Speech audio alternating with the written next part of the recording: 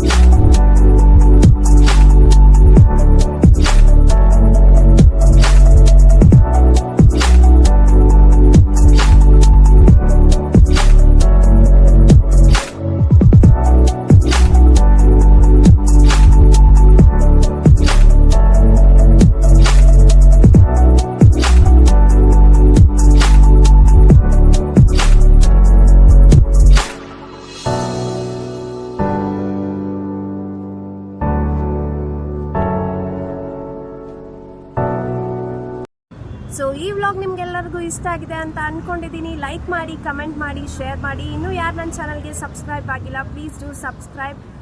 ನನ್ನ ಹೊಸ ಕಂಟೆಂಟ್ಸ್ ಬರ್ತಾನೆ ಇರುತ್ತೆ. Stay tune. Love you all. Bye bye.